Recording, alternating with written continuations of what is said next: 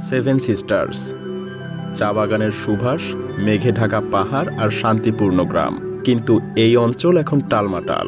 বিদ্রোহীদের পতাকা উঠছে নাগাল্যান্ডের পাহাড়ে।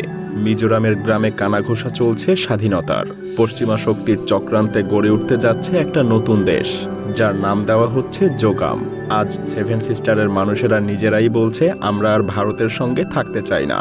আর স্বাভাবিকভাবেই চীন, যুক্তরাষ্ট্র এবং পাকিস্তানের মতো দানবীয় শক্তি সেই আগুনে ঘি ঢালছে। বিশেষজ্ঞদের মতে খুব শীঘ্রই সেভেন সিস্টার ভারতের মূল ভূখণ্ড থেকে আলাদা হতে চলেছে।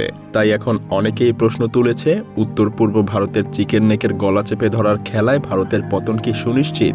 7 বোনের সংসার ভেঙে গিয়ে সেভেন সিস্টার কি নতুন একটা খ্রিস্টান রাষ্ট্রে পরিণত হতে চলেছে, যে রাষ্ট্র কিনা মধ্যপ্রাচ্যের বিস্ফোরা ইসরায়েলের মতো পশ্চিমাদের সহযোগী রাষ্ট্র হিসেবে কাজ করবে? আর এসব কিছু জানতেই দেখতে থাকুন মায়াজালের আজকের বিশ্লেষণ।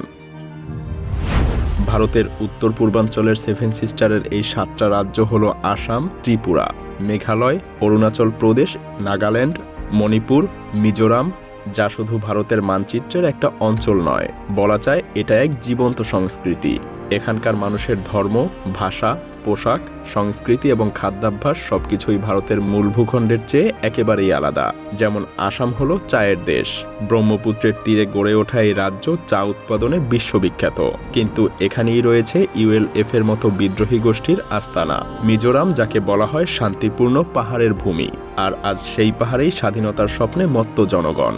নাগাল্যান্ডে হর্নবিল উৎসব হলেও তার আড়ালে চলছে ভারত থেকে আলাদা হওয়ার জোরালো আন্দোলন। মেঘালয়, যা মেঘের রাজ্য নামে পরিচিত, যারা কিনা এখন নতুন করে নিজেদের পরিচয়ের খোঁজ করছে। মণিপুরে পিএল এর মতো বিদ্রোহী গোষ্ঠী ভারত থেকে আলাদা হয়ে নতুন রাষ্ট্র গড়ারও স্বপ্ন দেখাচ্ছে। এই 7টা রাজ্য যেন 7টা আলাদা আলাদা সভ্যতা। তারা নিজেদেরকে ভারতের অংশ মনে করে না, আর এই বিভাজনই আজ বিদ্রোহের জন্ম দিয়েছে। আর এই বিদ্রোহের আগুনে নতুন করে ঘি ঢালছে ভারতের বন্ধু আমেরিকা সহ বেশ কিছু পশ্চিমা দেশ, যেন তারা দক্ষিণ এশিয়ায় একটা খ্রিস্টান রাষ্ট্র গঠন করে নিজেদের স্বার্থ নিশ্চিত করতে পারে। সেভেন সিস্টারকে খ্রিস্টান রাষ্ট্রে পরিণত করার এই চক্রান্ত শুরু হয়েছিল সেই ব্রিটিশ শাসনের আমল থেকেই। সেজন্যই উত্তর পূর্ব ভারতের প্রতি ইংরেজদের ছিল এক বিশেষ নজর। ব্রিটিশরা এখানে চা, কাঠ এবং খনিজ সম্পদের প্রাচুর্য দেখে এই অঞ্চলকে নিজেদের শাসনের গুরুত্বপূর্ণ কেন্দ্র বানায়। কিন্তু তার সঙ্গে তারা আরও একটা কাজ করে, খ্রিস্টান ধর্মের প্রসার।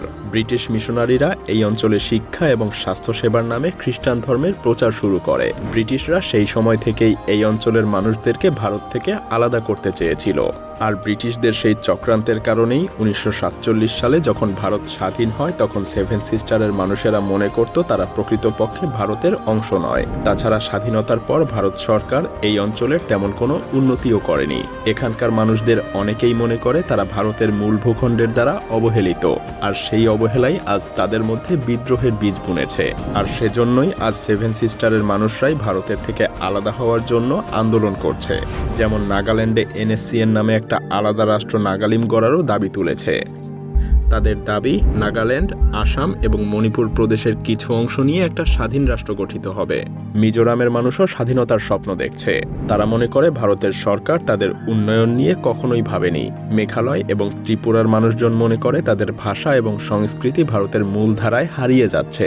ভারতের জন্য আরও বেশি দুশ্চিন্তার কারণ হলো এই বিদ্রোহ এখন শুধু স্থানীয় পর্যায়ে আর সীমাবদ্ধ নেই। এটা এখন আন্তর্জাতিক শক্তিগুলোর বড় একটা চক্রান্তের কেন্দ্রীয় স্থল হিসেবেও পরিণত হয়েছে। সেভেন সিস্টার্সের এই বিদ্রোহ ভারতের জন্য এক বড় চ্যালেঞ্জ হয়ে উঠেছে। যেমন পশ্চিমা শক্তি, বিশেষ করে যুক্তরাষ্ট্র, সেভেন সিস্টারের এই বিদ্রোহকে নিজেদের স্বার্থে ব্যবহার করছে। তাদের পরিকল্পনা হলো ভারতের এই অঞ্চল ভেঙে একটা খ্রিস্টান রাষ্ট্র গঠন করা। সম্প্রতি মিজোরামের প্রাক্তন মুখ্যমন্ত্রী যুক্তরাষ্ট্রে গিয়ে বলেছেন, মিজোরাম, নাগাল্যান্ড এবং মণিপুরকে একত্র করে একটা নতুন রাষ্ট্র গঠন করা উচিত। এই রাষ্ট্র একটা খ্রিস্টান রাষ্ট্র হবে, যা পশ্চিমাদের জন্য দক্ষিণ এশিয়ার ইসরায়েলের মতোই মিত্র হিসেবে কাজ করবে। তাছাড়া সেভেন সিস্টার্সকে ভেঙে নতুন রাষ্ট্র গড়তে শুধুমাত্র পশ্চিমারাই চক্রান্ত করছে না, বরং সেভেন সিস্টার্সকে ভেঙে নতুন রাষ্ট্র গঠনের জন্য চীন অনেক আগে থেকেই কাজ করে আসছে। চীন অনেক আগে থেকেই ভারতের উত্তর পূর্বাঞ্চলের মধ্যে অস্থিরতা সৃষ্টি করতে বিদ্রোহীদেরকে নানাভাবে উস্কে দিয়েছে এবং এখনও দিচ্ছে। তারা সরাসরি বিদ্রোহী গোষ্ঠীগুলোকে অর্থ এবং অস্ত্র দিচ্ছে। ভারতের জন্য আরও ভয়াবহ খবর হলো, অরুণাচল প্রদেশকে চীন দক্ষিণ তিব্বত বলেও দাবি করছে। চীন জানে যদি চিকেন নেক করিডোর করিডোর বন্ধ করে দেওয়া হয় তবে সেভেন সিস্টার্সের সঙ্গে ভারতের যোগাযোগ একদম বিচ্ছিন্ন হয়ে যাবে। সত্যি বলতে তাদের এই পরিকল্পনা শুধু ভারতের জন্য না, বরং পুরো দক্ষিণ এশিয়ার ভূ রাজনীতির জন্য হুমকি স্বরূপ। কি ভাবছেন এখানেই শেষ না? সেভেন সিস্টার্স নিয়ে পাকিস্তানও ভারতের সঙ্গে লড়াই না করে বিশাল এক পরিকল্পনার মাধ্যমে সেভেন সিস্টার্সকে ভাঙতে চলেছে। তারা উত্তর পূর্ব ভারতের বিদ্রোহী গোষ্ঠীগুলোকে সাহায্য করে। পাকিস্তানের আইএসআই এই অঞ্চলের বিদ্রোহীদেরকে অস্ত্র সরবরাহ করে। এখানে পাকিস্তানের উদ্দেশ্য খুবই পরিষ্কার, ভারতের ভেতরে অস্থিরতা সৃষ্টি করা। তারা চায় ভারত নিজেদের সমস্যার মধ্যেই ব্যস্ত থাকুক এবং এই সুযোগে তারা কাশ্মীরের মধ্যে প্রভাব বিস্তার করবে। সত্যি বলতে চিকেন নেক করিডোর এখন ভারতের জন্য সবচাইতে বড় দুর্বলতা, যেন গলার কাঁটায় পরিণত হয়েছে। এই করিডোর যদি একবার বন্ধ হয়ে যায় তাহলে সেভেন সিস্টার্স ভারতের কাছ থেকে পুরোপুরি বিচ্ছিন্ন হয়ে যাবে। আর চীন, পাকিস্তান এবং যুক্তরাষ্ট্র এই করিডোর দখল করে নিতে চাইছে।